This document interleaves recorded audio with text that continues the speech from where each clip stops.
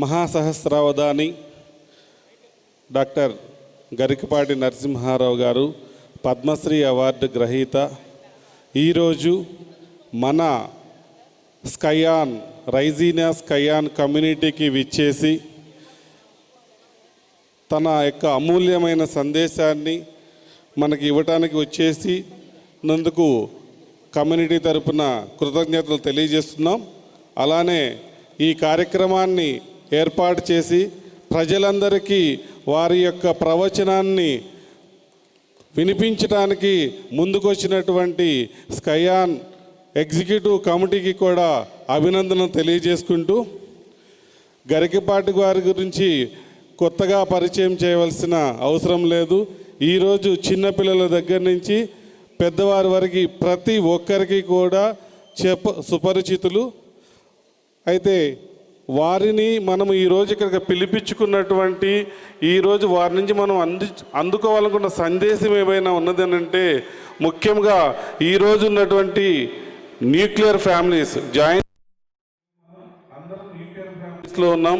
ఈరోజు ఇక్కడ ఉన్నటువంటి యాంత్రిక జీవితంలో వైఫ్ అండ్ హస్బెండ్ ఇద్దరూ కూడా ఉద్యోగాలు చేసుకున్న ప్రాసెస్లో మన పిల్లలకి, మన భావి భారత పౌరులకి మన యొక్క హైందవ ధర్మము, మన కుటుంబ వ్యవస్థ మీద ఒక చక్కటి అవగాహన కల్పించడానికి సార్ మాటల్లోంచి గురువుగారి వాక్చాతుర్యంతో వారి యొక్క అమూల్యమైన సందేశం ద్వారా ప్రతి ఒక్కరికి చేరాలనే ఒక సదుద్దేశంతో ఈరోజు ఈ యొక్క మన ప్రవచన కార్యక్రమాన్ని ఏర్పాటు చేసుకున్నాం.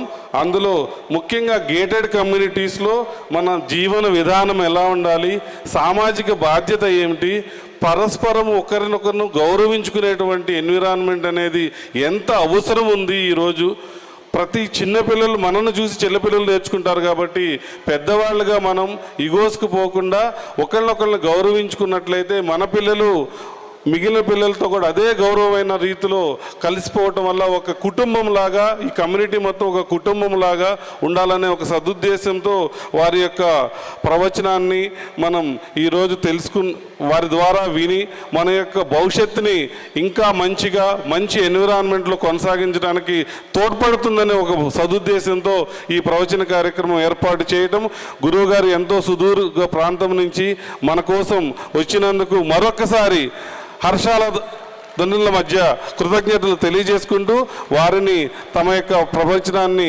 ప్రారంభించవలసిందిగా కోరుచున్నాం. Thank you. 2026 సంవత్సరం జూన్ నెల 7వ తేదీ 2026 సంవత్సరం జూన్ నెల 7వ తేదీ హైదరాబాద్ బాచుపల్లిలోని రైజీనియా స్కయాన్ నివాస భవన సముదాయంలో జరుగుతూ ఉన్న సనాతన ధర్మం లోకజ్ఞానం అనేటువంటి ప్రసంగానికి మీకు అందరికీ హృదయపూర్వకంగా స్వాగతం పలుకుతున్నాం. వందే మాతర గీతం వెలువడి 150 ఏళ్ళైన సందర్భంగా కేంద్ర ప్రభుత్వం ఈ సంవత్సరాన్ని వందే మాతర సంవత్సరంగా ప్రకటించింది. మనం వందే మాతర నినాదంతో ఈ కార్యక్రమాన్ని ప్రారంభం చేస్తూ ఉన్నాం. వందే మాతరం, వందే మాతరం, వందే మాతరం.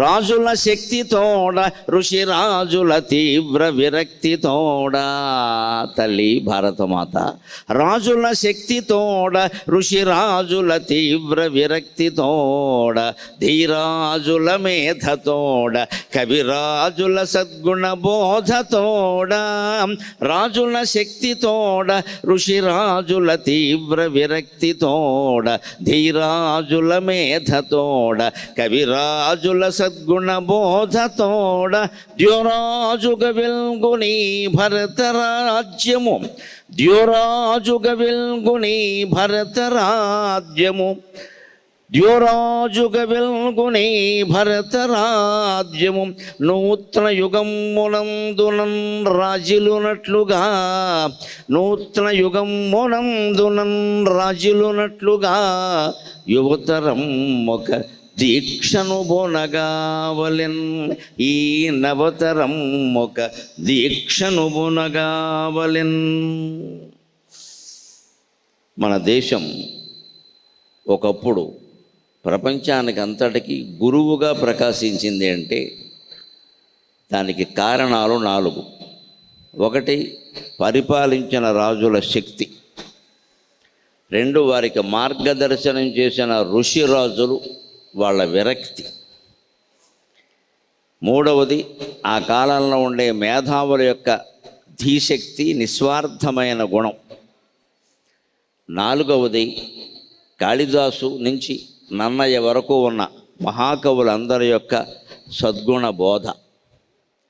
బోధనా శక్తి. ఇన్ని కలిపి ఒక మహా సామ్రాజ్యాన్ని, ఒక భారతీయ సంస్కృతిని నిర్మాణం చేసి విశ్వానికి ఆదర్శంగా చూపించి, ఇవాళ మనం విదేశాలకు ఆదర్శం కావడం పోయి విదేశీ నాగరికతల్ని మనం ఆదర్శంగా తీసుకుంటున్నాం. మన పిల్లలకి మనకు అర్థమయ్యే పేర్లు పెట్టుకోలేకపోతున్నాం. మన సంస్కృతికి మన భాషకి సంబంధించిన పేర్లు పెట్టుకోలేకపోతున్నాం. ఇవేవో ఇంగ్లీష్ మాటలన్నీ కూడగొట్టుకుంటున్నాం. వాటికి అర్థం తెలియదు సరిగదా, అర్థం ఉందో లేదో కూడా తెలియదు. మొన్న ఎక్కడో ఒక చోట ఓ పేరు విన్నాను, చిఖిలేష్ అన్నారు. చిఖిలేష్ నాకు అర్థం కాలే. వెంటనే చిఖిలేష్ అంటే ఏమిటి అన్నాను. అఖిలేష్ అని పెడదాం అనుకున్నామండి.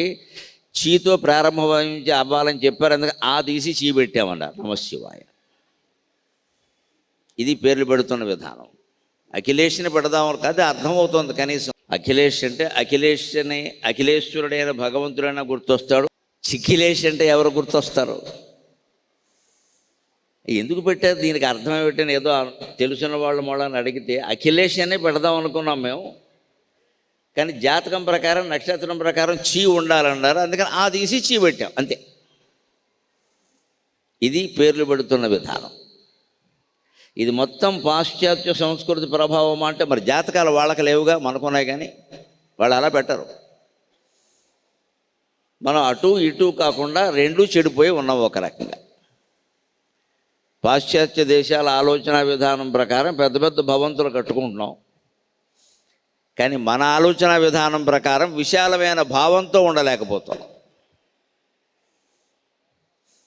ఇప్పుడు నేను ఇక్కడికి వచ్చే ముందు కార్యకర్తల్లో ఒకరింటికి వెడితే అక్కడ నాకు పరిస్థితిని బట్టి 2 నిమిషాల మించి ఉండే సమయం కుదరలేదు. ఎందుకంటే కార్యక్రమం 6:30కి అనుకున్నాం. నా తాపత్రయం ఎప్పుడు నా వల్ల ఆలస్యం కాకూడదు అంతే. అందుకని నేనే వారిని తొందర పెట్టాను. కానీ పాపం ఆ ఇంట్లో వాళ్ళు దంపతులు, వాళ్ళ పెద్దవాళ్ళు ఎంత బాధపడ్డారు, తాపత్రయపడ్డారంటే, అధిక మాసం అండి, మీరు వచ్చారండి, మేము ఏదో సత్కారం చేస్తామండి, ఇది తీసుకోండి, ఇంత తాపత్రయపడుతున్నారు. ఈ తాపత్రయానికి నమస్కారం. వారిని మన్నించమని కోరుతున్నాను. ఈ తాపత్రయానికి నమస్కారం. ఇవాళ యువతరం ఆ మర్యాద నేర్చుకోవాలి. పెద్దలు ఎవరన్నా ఇంటికి వస్తే మన పనులన్నీ మానేసి వాళ్ళ కోసం కూర్చోవాలి. అంతేగాని ఎంత పెద్ద ఆయన వచ్చినా, ఎంత పెద్ద ఆవిడ వచ్చినా హాయ్ అని పలకరించడానికి మన గదిలోకి మనం వెళ్ళిపోవడం కాదు. ఇక్కడ ఏమిటా హాయ్, నీకేమైనా బాయ్ ఫ్రెండా గర్ల్ ఫ్రెండ్? ఆయనకి 70 ఏళ్ళు ఉన్నాయి. ఆయన తల్లి కోసమో తండ్రి కోసమో వచ్చాడు. వాళ్ళని ఎలా గౌరవించాలి? నేను వచ్చేసరికి ఆ ఇంట్లో ఇంటిల్లపాది సిద్ధంగా ఉన్నారు, సంప్రదాయ వేషధారణలో శుభ్రంగా. బహుశా వారు నేను వస్తున్నానని 1 గంట ముందు నుంచి అలా ఉండొచ్చు. వారి సంస్కారానికి నమస్కారం. నా పరిస్థితిని బట్టి నేను 2 నిమిషాల మించి ఉండలేకపోయాను. కానీ నిజంగా ఈ రాత్రి అక్కడ ఉండిపోయినా నాకేమీ లోటు జరగదు. భోజనాలన్నీ హాయిగా జరిగితే వాళ్ళు ఆనందంగా, అధిక మాసం అన్నాడు మా ఇంటికి బ్రాహ్మడు వచ్చాడు భోజనానికి, సుఖంగా ఆనందంగా ఉంటారు. ఈ సంస్కృతి లోపిస్తుంది. కారణం ఒకటే లెక్క. అందరూ ఆలోచించండి. రైజీనియా స్కై ఆన్. ఒకసారి ఆకాశం కేసి చూడండి, మీరు ఎంత రైజ్ అయ్యారో మీకు అర్థమవుతుంది. మీకోసం స్కై ఆన్ అయిపోయింది, ఇక 2 రాబోయే పైకని. అందుకే రైజీనియా స్కై ఆన్. బాగా రైజ్ అయ్యాం, ఆకాశమే హద్దుగా ఉన్నాం, ఆకాశం ఆన్ అయింది, అంత బాగుంది. కానీ మన హృదయాలు మాత్రం సంకుచితమైపోతున్నాయి. ఇంట్లో భార్య భర్త తప్ప 3వ వ్యక్తిని భరించలేకపోతున్నారు. మీ అపార్ట్మెంట్లో వాళ్ళకి మీకే బాగా తెలుసు. మీకు ఇక్కడ గెస్ట్ హౌసెస్ ప్రత్యేకంగా ఉంటాయి. ఇంటికి మేనమామ వస్తే గెస్ట్ హౌస్లో ఉంటాడు, ఇంట్లో ఉండడు. వాడి కోసం ఒక రూమ్ అది బుక్ చేస్తారు, మళ్ళీ అది ఒక 5,000 దండగ. వచ్చింది ఎవరు? మేనమామ. భార్యకు స్వయంగా అన్నగారు తమ్ముడు, లేదా పెంతండ్రి, ఆయనకు స్వయంగా తమ్ముడు. ఆయన గెస్ట్ హౌస్లో ఉంటాడు. ఇక ఇంట్లో కష్టం అండి. ఏమిటి కష్టం? ఒక పూట మేనమామ కోసమో, పెంతండ్రి కోసమో, అమ్మమ్మ కోసమో, మామ కోసమో సర్దుకోవడం కష్టమా? ఆలోచించండి ఒకసారి. 6,000 చదరపు అడుగులండి, 5,000 చదరపు అడుగులండి. ఇళ్ళేమో 6,000 చదరపు అడుగులు, మన హృదయాలేమో 6 అంగుళాలు కూడా లేకుండా పోయాయి. 6 అంగుళాలు కూడా లేకుండా పోయాయి. మేము వ్యాపారం కోసం సర్దుకోం. మేము ఇద్దరం అంటే ఇద్దరమే, అంతే. మహా అయితే మాకు పుట్టిన పిల్లలు వాళ్ళు ఒకళ్ళ ఇద్దరు. అందుకే ఈ వ్యామయన అంటే పెద్దవాళ్ళని ఆదరించకుండా, పండితుల్ని గౌరవించకుండా, అతిథుల్ని గౌరవించకుండా ఉన్న సంప్రదాయంలో ఉన్నాం కాబట్టి వాళ్ళ శాపం ఏమిటో తెలియదని ఎవరికి పిల్లలు కలగకుండా పోతున్నారు. మీరు ఇద్దరే ఉండండి, మీకు కలగరపోండి అని చెప్పి లేకుండా పోతున్నారు మొత్తం. ఇద్దరు కాదు, ఒకళ్ళే. ఆ ఒకళ్ళు కూడా లేని వాళ్ళు చాలామంది ఉన్నారు. దీనికి కారణం అంతా ఒకటేనండి. మన సనాతన ధర్మంలో ధర్మం అన్న మాటను మీరు గమనించండి. ఎప్పుడు లోకంలో ఏ సమస్య ఏర్పడినా, మీ వ్యక్తిగత జీవితంలో ఏర్పడినా, దేశంలో ఏర్పడినా, ప్రపంచంలో ఏర్పడినా సమస్యకి ఎప్పుడు ఒకటే కారణం ఉంటుందండి. 2 కారణాలు ఉండవండి, ఒకటే కారణం. ఏ సమస్యకైనా అంతే. ఇద్దరు చిన్నపిల్లలు దెబ్బలాడుకున్నా అదే కారణం. డొనాల్డ్ ట్రంప్ ఇరాన్ వాడు దెబ్బలాడుకున్నా అదే కారణం. తేడా ఏం లేదు. మనం అదేదో అదే పద్ధతి అనుకుంటాం, ఇది ఏం లేదు. వీళ్ళేమో బంతి కోసం కొట్టుకుంటున్నారు, వాళ్ళేమో పెట్రోల్ కోసం కొట్టుకుంటున్నారు, ఆధిపత్యం కోసం. ఆ ఆధిపత్యాన్నే ఇక్కడ బంతి రూపంలో చూశారు ఈ పిల్లలు, కొట్టుకుంటున్నారు. వాళ్ళకి తేడా ఏముంది? దేనికైనా గాయాలు కూడా సమానమే. చిన్నపిల్లలు బంతి కోసం కొట్టుకుంటే గాయాలు తగలవనుకో, తగులుతాయి. దానికి తగిలినవి దానికి తగులుతాయి. ఒక్కోసారి ప్రాణం మీద కూడా వస్తుంది. అక్కడ అంతే జరుగుతుంది. అందుకే ఇవాళ అంశం ఏమిటంటే, సనాతన ధర్మం ద్వారా మనం లోకజ్ఞానం పొందడం ఎలాగా? లోకంలో బతకాలి మనమంతా. కలియుగంలో ఉంటున్నాం మనం. ఇవాళ పూర్వకాలం ఉన్నట్టుగా ఎకరం ఇల్లు, ఎకరం దొడ్డి ఉండే పల్లెటూళ్ళు కాదు. హైదరాబాదు లాంటి భాగ్యనగరానికి వచ్చాం. ఇంకా జనాభా లెక్కలు పూర్తి అవ్వలేదు. ఇప్పటికే వస్తున్న వార్త ఏమిటంటే, 1,00,00,000 దాటిపోయింది లెక్క. 1,30,00,000. జీహెచ్ఎంసీ పరిధిలో 1,30,00,000. మిగిలినవన్నీ లెక్క కడితే 1,50,00,000 దాటిపోతుంది ఖచ్చితంగా. ఈ లెక్కలు బయటపడిన క్రితం 2011లో లెక్కల ప్రకారం 60 లక్షలు 70 లక్షలు అనుకునేవారు. ఇప్పుడు రెట్టింపు అయిపోయింది దాదాపుగా. అంత జనాభా వచ్చింది. ఇంకా ఇంకా ఇంకా వస్తూనే ఉన్నారు.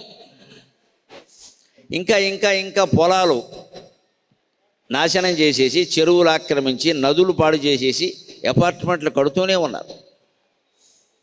భవనాలు చాలా బాగున్నాయి, చాలా ఎత్తుగా ఉన్నాయి, తాగడానికి నీళ్లు లేవు, వసతులు లేవు. ఇవి ఉన్న నీళ్ళు ఎంతకాలం ఉంటాయో తెలియదు. వ్యక్తి అయినా, ఇక్కడ కంపెనీ అయినా జరుగుతున్నది ఏమిటి అంటే, ఇష్టానికి ఇచ్చిన ప్రాధాన్యం ధర్మానికి ఇవ్వడం లేదు.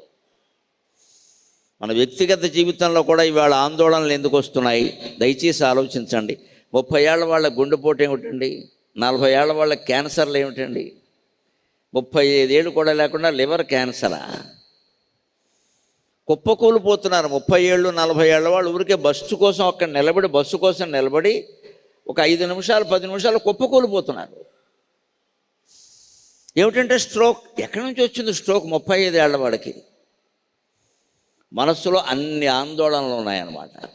మరి అందరి దగ్గర డబ్బు ఉంది కదా, అందరికీ విశాలమైన భవనాలు ఉన్నాయి కదా, డబ్బు లేకపోతే అప్పు ఇవ్వడానికి బ్యాంకులు సిద్ధంగా ఉన్నాయి కదా, ఇంటికి వచ్చి మరీ ఇస్తున్నాయి కదా, డబ్బు చాలా తేలిగ్గా దొరుకుతుంది కదా, అందమైన భవనాలు దొరుకుతున్నాయి కదా, మనుషులు కూడా అందంగా ఉండడానికి చాలా ఖర్చు పెట్టేస్తున్నారు కదా. ఆరోగ్యం కంటే అందానికి ఎక్కువ ఖర్చు పెడుతున్నారు. ఆరోగ్యం కాదు, అందం. ఈ అందానికి ఖర్చు పెట్టే దానివల్ల మళ్ళీ అనారోగ్యం వస్తుంది. అవన్నీ కెమికల్సే కాబట్టి. ఇంత ఉంది కదా, మనకి ఎందుకు మనశ్శాంతి లేదు? దానికి కారణం ఒకటే. అదే ప్రాచీన కవులు లోకజ్ఞానం రూపంలో చెబుతున్నారు. బలవానప్యశక్తోసౌ ధనవానపి నిర్ధనక శృతవానపి మూర్ఖోసౌ యో ధర్మ విముఖో జనక. కలికాలంలో మనుషులు ఇలా ఉంటారు, కాస్త గమనించండి అని మన వాళ్ళు వేల ఏళ్ల క్రితం చెప్పారు. అదే సనాతన ధర్మం. దాని ద్వారా ఈ లోకంలో ఈ కాలంలో ఇన్ని వేల ఏళ్ల తర్వాత కూడా ఎలా ఉండొచ్చో తెలుసుకుని వీలైనంత వరకు ప్రయత్నం చేద్దాం. ఇవేమి ఇక్కడ చెప్పేటువంటి సూక్తులు సుభాషితాలు ఏవి అసాధ్యాలు కావు. కాస్త మన మనస్సు తయారుగా చేసుకుంటే చాలు సాధ్యం అవుతుంది. బలవానప్యశక్తం సౌ, లోకంలో కొందరు ఉంటారు, వాళ్ళు బలవంతులుగానే కనిపిస్తారు కానీ ఏమీ చెయ్యలేరు. వాళ్ళ శరీరం బలంగా ఉంది, స్ట్రాంగ్, రోజు జమ్ వ్యాయామం చేస్తున్నాడు, పొద్దున్న గంట సాయంత్రం గంట. కానీ ఏదైనా పని అప్పగిస్తే నేను చేయలేను సార్, నాకు పొద్దున్న సాయంత్రం వ్యాయామానికి సరిపోయేదండి, నో టైం. నీ వ్యాయామం దేనికి? ఏదో పని చేయడానికే కదా వ్యాయామం. ఊరికే వ్యాయామం చేస్తారండి? ఊరికే వ్యాయామం ఏమిటి అర్థం లేకుండా? ఎందుకు? శరీరం పెంచు, ఎందుకు? అందం పెరిగి, ఎందుకు? ప్రతిదానికి ఎందుకు అనే ప్రశ్న ముఖ్యం. ఎప్పుడు పురాణ కథలు విన్నా, జీవిత కథలు విన్నా ఎప్పుడు ఏమిటి అని ప్రశ్నించకూడదండి, ఎందుకు అని ప్రశ్నించాలి. ఇది జరిగింది, ఎప్పుడు జరిగింది, ఎవరు చేశారు, అది అనవసరమైన విషయం. ఇది ఎప్పుడప్పుడు జరుగుతుంది, ఎవరో ఒకరు చేస్తారు. ఎందుకు జరిగింది? కురుపాండవ యుద్ధం జరిగింది, ఎప్పుడు జరిగింది? అది పెద్ద విషయం కాదండి, ఈ తెమిలి విషయం కాదు. అది మార్గశిర మాసంలో ఒకటంటాడు, విజయదశమిలో ఒకటంటాడు. ఎందుకు వచ్చిన గోల? ఎప్పుడప్పుడు జరిగింది కదా, కొట్టుకు చచ్చారు కదా, 25 లక్షల మంది పోయారు కదా, అది తెలుసు కదా. అది విజయదశమి అయితే ఏదైతే దాని గురించి కదా మనం. అసలు కురుక్షేత్ర యుద్ధం ఎందుకు జరిగింది? కేవలం ఒకే ఒక వ్యక్తి యొక్క అసూయ కారణంగా జరిగింది. రెండో వాడు లేడు, రెండో కారణం లేదు. పాండవులు కారణం కాదు, కృష్ణుడు కారణం కాదు, గాంధారి కారణం కాదు, ధృతరాష్ట్రుడు కారణం కాదు, 99 మంది అన్నదమ్ముల్లో ఎవడూ కారణం కాదు. కేవలం దుర్యోధనుడు కారణం, కర్ణుడు అసలే కారణం కాదు. కౌరవులు పాండవులు కొట్టుకున్నారు అనకూడదు, చాలా పొరపాటు మాట. యుద్ధం తెచ్చిపెట్టింది, దిక్కుమాలిన సంతంతా తెచ్చిపెట్టింది కేవలం దుర్యోధనుడు ఒకే ఒక్కడు. వాడితో స్నేహం వల్ల కొందరు, వాడితో బంధుత్వం వల్ల కొందరు, వాడిని విడిచిపెట్టి ఉండలేక కొందరు, వాడి మాట కాదనలేక కొందరు, వాడు ఏం చేస్తాడో అని భయపడి కొందరు వాడి పక్షాన్ని చేరారు. నిజాయితీగా ధర్మానికి కట్టుబడ్డ వాళ్ళు పాండవ పక్షాన్ని చేరారు. భారతం అర్థమైతే జీవితం అంతా అర్థం అవుతుంది. అందుకే మహాకవి శ్రీశ్రీ మానవ జీవితమే ఒక మహాభారతం, అది మంచి చెడుల మధ్య జరిగే నిత్య సమరం అన్నాడు. మానవ జీవితం అంతా మహాభారతం. ఒక్క దుర్యోధనుడి వల్లే వచ్చింది. ధృతరాష్ట్రుడు అతన్ని కాదనలేకపోయాడు, కాదంటే యుద్ధం ఆగిపోయేది. గాంధారి పెద్ద మహాపతివ్రతలాగా కళ్ళకి గంతలు కట్టుకుని కూర్చుంది, భర్త కళ్ళు లేవు కదా. అదేం పాతివ్రత్యమో నాకు ఎప్పటికీ అర్థం కాదు. భర్త కళ్ళు లేకపోతే ఇప్పుడు కళ్ళు తెచ్చుకుని సేవ చేయాలి. నువ్వు గంతలు కట్టుకుంటే ఎవడు చేస్తాడు? ఈ కాలంలో ఎవరైనా ఆడవాళ్ళు వింటే నవ్వుతారు ఈ మాటలు. ఆయనకి కళ్ళు లేకపోతే నేను కూడా కట్టుకుంటే లోకంలో ఎవరు చేస్తారండి? ఆయనకి సేవలు చేయడం పాతివ్రత్యంగా నువ్వు కూడా గంతలు కట్టుకుని ఒక చోట కూర్చుని ఇద్దరు కలిసి భజన చేస్తారా? వాళ్ళు చేశారు, ఎందుకంటే వాళ్ళది రాజ్యవంశం, మహారాజ్యవంశం. గాంధారికి 100 మంది, ధృతరాష్ట్రకు 100 మంది సేవకులు ఉంటారు. నడిచింది, మనకు నడుస్తుందా? అంచేత గాంధారి శపించింది, కృష్ణుని చేతను శపించిందండి, పాతివ్రత్యం కాదండి. ఆవిడ పాతివ్రత్యమును కళ్ళకు కట్టుకోవడం వల్ల శపించలేదు. గాంధారి తాను ఏ పని చెయ్యలేదు కాబట్టి, పిల్లల్ని చూడడానికి కూడా యోగం లేదు కాబట్టి, కళ్ళకు గంతలు కట్టుకుంది కాబట్టి, ఆ కాలము సమయం అంతా కూడా తన ఇష్టదైవాన్ని స్మరిస్తూ మహాతపస్సు చేసింది. అది గాంధారి యొక్క తపశ్శక్తి. దానివల్ల కృష్ణుడు జపించగలిగి సమయాన్ని సద్వినియోగం చేసుకుంది. ఆవిడ తపస్సు చేసింది. ఎక్కడ? ఆవిడ మహారాణి, కళ్ళకు గంతలు కట్టుకుంది, వేరే పని ఏమీ లేదు. 3 మంది సేవకురాళ్ళు ఉన్నారు, హాయిగా కూర్చొని నమశివాయ నమశివాయ నమశివాయ మొత్తం మంత్రజపం చేసింది. ఆ శక్తి అంతా ఆవిడలో కూడగట్టుకుంది. కాబట్టి ఆవిడ శపిస్తే శ్రీకృష్ణుడు చేత అనుభవించాల్సి వచ్చింది ఆ శాపాన్ని. గాంధారి శాపం తిరుగులేదు అన్నాడు ఆయన. కుంతి కంటే మహాసాధ్యంగా కష్టాలు పడిందంతా కుంతి, గాంధారి ఎక్కడ పడింది? మరి ఆవిడికి లేని శక్తి ఈవిడికి ఏమిటండి? ఆ జపం, తపం. ఇంత చేసిన ఆవిడ దుర్యోధనుడు ఆపలేకపోయింది, వాడు అసూయ ఆపలేకపోయింది. అక్కడ ఇదే కారణం. కురుక్షేత్ర యుద్ధానికి ఒకటే ధర్మం ఏమిటి? పాండవులదే రాజ్యం. ఎందుకంటే వ్యాసభారతం ప్రకారం పాండురాజుకి పట్టాభిషేకం చేశారు, ధృతరాష్ట్రుడికి చెయ్యలేదు. పాండురాజు తర్వాత పాండురాజు కుమారులే రాజులు అవుతారు. ఎప్పుడు ఆ రోజుల్లో సిద్ధాంతం, అది ధర్మం. దాన్ని ఇష్టం ప్రకారం మార్చేశారు. ఆ ఇష్టం ఎవరు? ముందు పాండురాజునే అనాలి. ఆయన కాస్త ఔదార్యం ఎక్కువ. ఆయన ఏమన్నాడంటే, అన్నయ్య ఎంత గుడ్డివాడివైనా నువ్వు బతుకుండగా నేను సింహాసనం మీద ఉండడం ఏమిటి, నువ్వే ఉండు, నేను పక్కన ఉంటాను. ఇది కొంప ముంచేసింది. ఒక్కోసారి ఔదార్యమే కొంప ముంచేస్తుంది. ఇంకా సింహాసనం మీద కూర్చున్న వాడు ఏం చేశాడు? మొత్తం ఫెవికాల్ పోసేసుకున్నాడు సింహాసనానికి. వెనక మన దేశంలో కూడా జరిగే, పేర్లు అనవసరంగా, కొంతమంది ముఖ్యమంత్రులు జైలుకి వెడితే వాళ్ళకి బాగా నమ్మకమైన వాడిని పీఠంలో పెడితే వాళ్ళు వచ్చేసరికి వీడు పీఠం హరించాడు. ఇక నువ్వు రావక్కర్లేదని చెప్పాడు. పైగా వాళ్ళు జైలు నుంచి బయటికి రాకుండా ఏర్పాట్లు చేశారు. ఎంత నమ్మకమైనా పీఠంలో కూర్చున్న తర్వాత బుద్ధులు మారిపోతాయండి. డబ్బు వచ్చినప్పుడు బుద్ధి వేరు, డబ్బు లేనప్పుడు ఆలోచన వేరు. అక్కడ డబ్బు చెడ్డది అంటారు. డబ్బు చెడ్డది కాదు, డబ్బును చూడగానే చెడిపోయినా మన బుద్ధి చెడ్డది. డబ్బుదే ఉంది, డబ్బు జడ పదార్థం, అది చెడు కాదు, మంచి కాదు. దాన్ని చూడగానే లొంగిపోయే మన బుద్ధి, అది ఇష్టం. ఆలోచించండి దయచేసి యువతరం. పెద్దవాళ్ళకి ఈ మాట నేను చెప్పక్కదా. మనకు వస్తువు కొనుక్కోవాలని అనిపించింది, అది ఇష్టం. వెంటనే ఇది ధర్మమా అని ఆలోచించాలి. ధర్మం అంటే అదేమిటంటే, మా ఇంట్లో సోఫా మేము కొనుక్కుంటున్నాం, అందులో అధర్మం ఉందమ్మా, నువ్వు డబ్బులు ఎట్టే కొంటున్నావా? లేదు. సోఫా ఖరీదంతా 3 లక్షలు. దాని కింద మళ్ళీ ఒక సోఫా ఉంటుందా? సోఫా అంతే, అదొక చింతామణి పీఠం, ఇంద్రుని పీఠం. దాని పక్కన ఇటు ఒక ఐరావతం, అటు ఒక ఆంజనేయం, 2 సింహం, 2 ఏనుగులు ఉండాలి ఇక్కడ. సోఫా, 2 కుర్చీలు, ఇదంతా కలిపి 3 లక్షలు అయింది. మా 3 లక్షలు పెట్టి మేము కొనుక్కుంటున్నామండి, ఇందులో అధర్మం ఏముంది? ఉంది. అధర్మం ఏమిటి? నీ దగ్గర డబ్బు లేకుండా కొంటున్నావు నువ్వు. 3 లక్షలు నీ దగ్గర క్యాష్ ఉందా? బ్యాంకులో నిల్వ ఉందా? ఎఫ్డి ఉందా? డిపాజిట్ రద్దు చేస్తే నీ డబ్బులు లేదండి. ఈఎంఐ ఎంత లోన్ అని అడగండి. విచిత్రంగా చెబుతున్నారు. 95%. సిగ్గులేదా? నేను ఇది ఎలాగ అడుగుతాను? 95% లోనా? మనిషివా మరేమన్నానా? 95% సొమ్ము నీ దగ్గరుంది, 5% లోన్ పెడితే పర్వాలా. పోనీ 75% నీ దగ్గరుంది, 25% లోన్ పెడితే పర్వాలా. పావలా నీ దగ్గరుండి 30 లోన్ చేస్తున్నామంటే నేనేమనాలి? తల్లి తండ్రి అందరు నేను. ఎంత ధైర్యం మనకి. మన ఉద్యోగాలు ఉంటాయా? లేవు. ఉద్యోగాలు ఇవే గవర్నమెంట్ ఉద్యోగాలు కావు. ఎప్పుడు పీకేస్తారో తెలియదు. సాఫ్ట్వేర్ కంపెనీల్లో బాగా పనిచేస్తే జీతం పెంచాలి కాబట్టి పీకేస్తారు. పని చేయకపోతే పని చేయలేదు కాబట్టి పీకేస్తారు. మొత్తం మీద పీకేయడం ఖాయం. తీసేయడానికి ఒక లీడర్ని పెడతారు, వాడిని టీఎల్ అంటారు, తీసేసే లీడర్ అంతే. ఆ తీసేసినందుకు ఆయనకి జీతం ఇస్తారు. ఇంత తెలుస్తుంటే మనం ఈఎంఐలు పడుతున్నామంటే గోతులో తెలుసుండే పడుతున్నాం కదా. ఎందుకు పడుతున్నాం? దిక్కుమాలనే బుద్ధి. ఇష్టానికి ఇచ్చిన ప్రాధాన్యం ధర్మానికి ఇవ్వట్లేదు. మనకు ఆ సోఫాయో, కుర్చీయో, మరొకటి ఏదో, ఆ ఫ్రిడ్జో, ఇంకోటో, లేకపోతే ఇల్లో ఏదో కొనేసుకోవాలని ఉందంతే. నాకు కూడా రైజీనియస్ కయ్యాల్లో అపార్ట్మెంట్ కావాలి. ఇవన్నీ చూడగానే నాకు బుద్ధి పుట్టిందమ్మా. అందుకే తొందరగా వెళ్ళిపోదాం అనుకుంటున్నాను, నా బుద్ధి మారకుండా. మేము అక్కడ సైనిక్పురిలో సుఖంగా ఉంటున్నాం.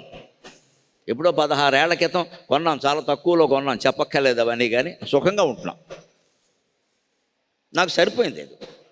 ఇప్పుడు ఇవన్నీ చూశాక నాకు అనిపించింది, మనం కూడా బాబాయ్ అనిపించి వెంటనే సుబ్బారావు గారిని తొందరగా మొదలు పెట్టండి, వెళ్ళిపోతానని చెప్పాను. ఎందుకంటే బుద్ధి మారిపోతే ఈఎంఐ పెడతామేమో. ఇప్పుడు ఇక్కడ చూడమంటే చూసేస్తారు. నాకు అయ్యో గరికపాటి వారు మన దగ్గర వచ్చి ఉంటారు, ఇంకేం కావాలో రోజు చెప్పించుకోవచ్చు. మీ సొమ్మేం పోయింది చెప్పించుకుంటారా? నాకు 2 కోట్లు ఎవడెత్తాడు? నేను ఈఎంఐలు పెట్టుకోవాలి. అంచేది నాకు ఇవన్నీ చూడగానే ఇష్టం పుట్టింది నాకు కూడా. కానీ నన్ను ఆప్ చేసింది ఏమిటో తెలుసా? నేను చదివిన ధర్మం నన్ను ఆప్ చేసింది, అంతకంటే లేదు. ఇక్కడ నీకు ఇల్లు ఉంది కదా సైనిక్పురిలో, నువ్వు సుఖంగా ఉన్నావు కదా, రూపాయి అప్పు లేదు కదా, అందులో నీ కాళ్ళకి దండాలు పెట్టి డబ్బులు ఇస్తున్నారు కదా, నువ్వు మళ్ళీ అప్పుల్లో ఎందుకు పడతావురా అని నాకు వివేకం మేల్కొంది. అదే చెబుతున్నాడు ఇక్కడ. యో ధర్మ విముఖో జనక. ఆ ధర్మాన్ని మేల్కొనేలా చెయ్యాలి అందరూ కూడా. చదువుకున్నాం మనం, బీటెక్లు చదివాం, ఎంటెక్లు చదివాం, ధర్మం తెలీదా? ఏది మంచో ఏది చెడ్డో తెలీదా? దానికి పుస్తకాలు చదవాలా? డబ్బులు ఉంటేనే వస్తువు కొనాలి, లేకపోతే కొనకూడనే ధర్మం మనకి తెలియదా? అసలు అంత ఖరీదైన వస్తువులు, అన్ని వైభవాలు మనకు అవసరం లేదన్న ధర్మం తెలీదా? అందుకని ధర్మం లేకపోతే మనిషి ఏమైపోతాడంటే బలవాన్ అప్యశక్తవు. సో నీకు ఎంత బలం ఉన్నా దండగా, నువ్వు అశక్తుడివే. ధర్మం లేదు నీకు, నీ దగ్గర డబ్బు ఉండదు. ధర్మం ఉన్నవాడి దగ్గరే లక్ష్మీదేవి ఉంటుంది. ధనవాన్ అపి నిర్ధనగా. ఆయన కోట్లుంటే ఉండొచ్చు కనుక ధర్మం లేదు, అందుకని డబ్బు ఉండదు, వెళ్ళిపోతుంది. అంతేకాదు శృతవాన్ అపి మూర్ఖోసౌ. శృతవాన్ అంటే బాగా పండితుడు. శృతవాన్ అంటే విన్నవాడు పండితుడు. ఏమిటంటే చదివినవాడు పండితుడు కదా. ఈ శ్లోకం కొన్ని వేల ఏళ్ల క్రితం పుట్టింది. అప్పుడు చదవడం అనేది లేదమ్మా, వినడమే విద్య. అందుకే వేదాలను శృతులు అంటారు. శృతులు అంటే వినబడినవి. వినబడినవి ఏమిటండి? ఇప్పుడు చదువుకున్నవాడు అంటారు కానీ విన్నవాడు అనరు కదా. ఎడ్యుకేషనిస్ట్ అంటే ఎవరన్నా చదువుకున్నవాడు అంటే పుస్తకాలు చదువుతున్నాం. ఇప్పుడు మనం వేదాలు శాస్త్రాలు పుట్టినప్పుడు పుస్తకాలు లేవు, అంతా మేధాశక్తి, అంత ధారణే. గురువు చెబుతుంటే శిష్యుడు వినేవాడు. గురువు ఒకసారి చెబితే శిష్యుడు రెండుసార్లు చెప్పేవాడు. దాన్నే సంధ అంటారు, ఏకసంధాగ్రాహి అంటారు. ఒక సంధ చెప్పగానే ఆయనకు పాఠం వచ్చేసేది, ఆయన మేధాశక్తి. దాన్ని మననం చేసుకునేవాడు. అంచేత శృతవాన్ అంటే బాగా చదువుకున్నవాడని చెప్పాలి. ఇప్పుడు అర్థం విన్నవాడని అర్థం కాదు. శృతవానపి మూర్ఖోసౌ, ఎంత చదువుకున్నా కూడా మూర్ఖుడే. ఎవరయ్యా? యో ధర్మ విముఖో జనక, ధర్మానికి కనుక మనం విముఖంగా ఉంటే ఎంత చదువుకుని ఉపయోగం లేదు, ఎంత డబ్బు సంపాదించే ఉపయోగం లేదు, ఎంత బలవంతులమై ఉండి ఉపయోగం లేదు. ఇది జీవితానికి ఎంత ఉపయోగపడేటువంటి లోకజ్ఞానం అండి.